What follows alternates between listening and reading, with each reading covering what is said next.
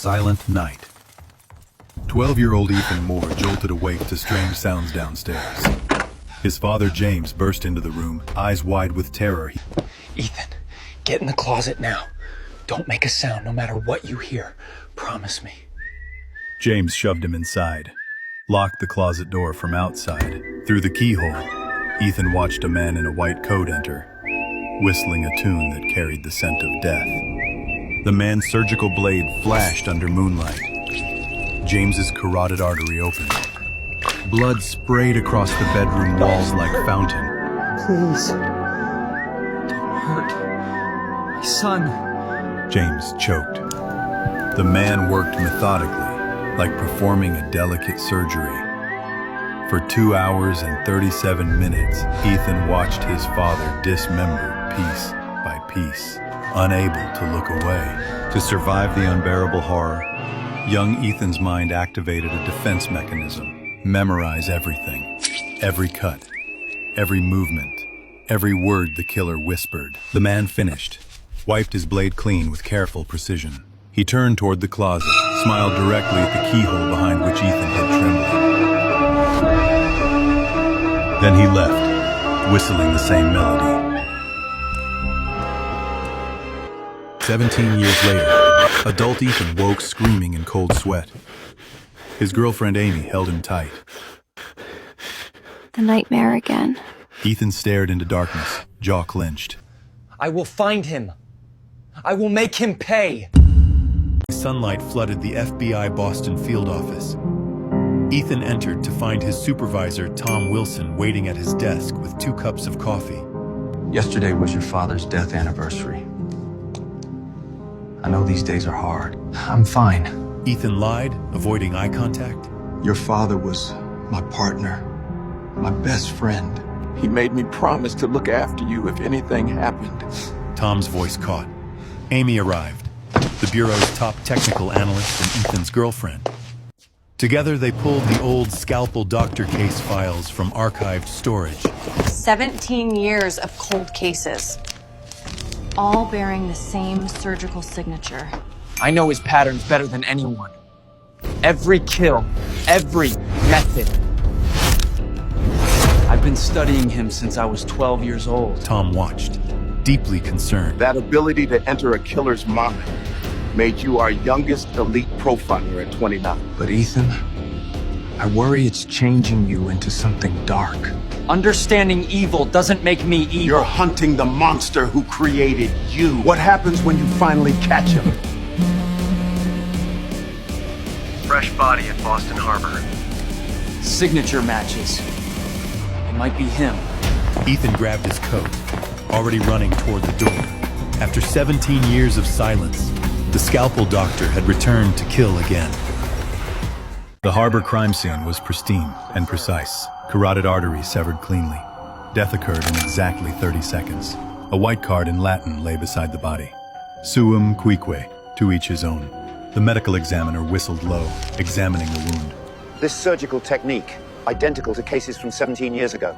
Same blade angle, same depth. Ethan stared at the body, hands trembling uncontrollably. His father was murdered exactly this manner. Ethan, stay calm. He's back. Ethan whispered, eyes burning with 17 years of accumulated vengeance. After all this time, he's finally back. That night, Ethan and Amy investigated the victim's identity at the office. The computer screen showed Richard Stone, former pharmaceutical executive. Amy clicked through archived news articles. In 2018, his company concealed critical opioid addiction data. Over 200 deaths resulted. But he only paid corporate fines, served no prison time. Ethan stared at the Latin phrase, mind racing. To each his own. He's selecting the people who escaped legal justice. Amy looked up, suddenly understood something. You think this is vigilante killing? He's executing his own justice? I think he's taking the law into his own hands when our legal system failed society. The implication was clear, yet dark. They were dealing with a serial killer who chose victims methodically, deliberately. A killer who genuinely believed he was righteous, not evil. Tensely, Paul White, registered sex offender released on an evidence loophole, found dead downtown. Identical surgical method. But this time, investigators discovered a crucial clue. A faded 1995 Boston General Hospital parking ticket, carefully preserved. The name remained clearly visible, Victor Klein. Recognition chilled Ethan's blood. Boston General was where his father James had worked as chief cardiac surgeon. Amy analyzed the evidence carefully under laboratory conditions. This parking ticket should have disintegrated completely years ago. Someone preserved it with specialized archival techniques. He left it specifically for me. He wants me to find him now. That night, Ethan researched 1995 Boston General medical records obsessively. Victor Klein had visited the hospital frequently that year. His daughter was receiving critical cardiac treatment there. A horrifying suspicion began forming in Ethan's mind. Connections emerged from buried memories. Amy! What if my father's murder wasn't random? What if there's a deeper connection we've been missing all these years? Amy pulled up digitized hospital records quickly. Victor's daughter, Anna Klein, age 7, admitted for emergency cardiac surgery. Surgeon assigned was... What? Dr. James Moore. Your father was her primary surgeon, Ethan. The screen displayed Anna's death certificate clearly. Date of death. The exact same day as her scheduled surgery. The pieces finally connected into a devastating picture. Victor Klein began immediately with full resources. The file showed a retired cardiac surgeon, formerly top specialist, completely clean criminal record. Tom helped Ethan obtain an emergency search warrant through federal judges. They entered Victor's upscale home while he was out shopping. Inside, they discovered professional surgical instruments, unopened but matching precisely the wounds on Richard Stone and Paul White, detailed background files on both victims, schedules, home addresses, and security weaknesses. This proves he's highly suspicious, but Not enough for murder conviction. We can only legally hold him for 48 hours maximum. Ethan stared at the carefully organized evidence, fists clenched in frustration. After 17 years of relentless hunting, they'd finally found the scalpel doctor. Bring him in immediately. Every second counts now. 2 hours later, FBI tactical agents arrested Victor Klein outside his regular coffee shop. He didn't resist or seem surprised. As they led him away in handcuffs through curious onlookers, Victor looked directly at Ethan and smiled calmly. The exact same smile from that terrible night 17 years ago. Hello, Ethan. Victor said with eerie calmness. I've been patiently waiting for you to find me. Interrogation room. Ethan finally faced Victor Klein directly, for the first time since childhood, separated only by a metal table. Do you remember Dr. James Moore? Of course I remember him. Your father. And you're the boy from the closet. I could see your terrified eyes through the keyhole that night. Ethan lunged forward violently. Tom pulled him back hard to prevent physical contact. You're admitting you were there! You killed him! Victor's expression remained eerily peaceful. I was present, but admitting presence isn't admitting guilt, is it? The law requires evidence, not just memories from a traumatized 12-year-old child. Victor's elite lawyers arrived soon. They systematically dismantled every piece of evidence. The surgical instruments were legally purchased, bore no blood traces or victim DNA anywhere. The background files proved only normal civic interest in public news, not criminal intent.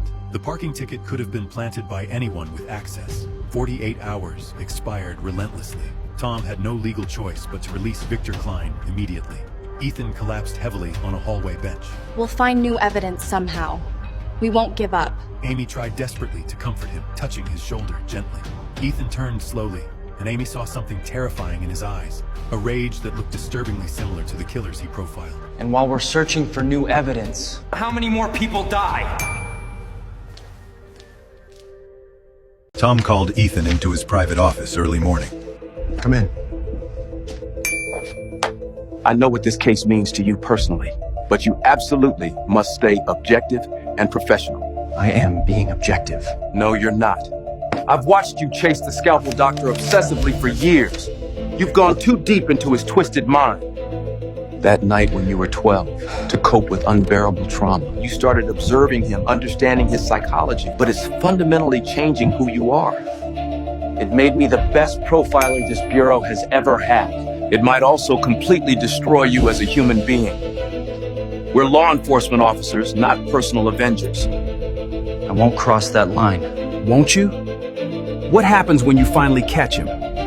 Will you arrest him properly or execute him yourself? Ethan had no answer, just silent rage burning in his eyes. That night, an encrypted email was sent to Ethan's personal mailbox. Want to know the real truth about why your father had to die? The message contained only a specific address and one chilling sentence. Ethan stared at the glowing screen.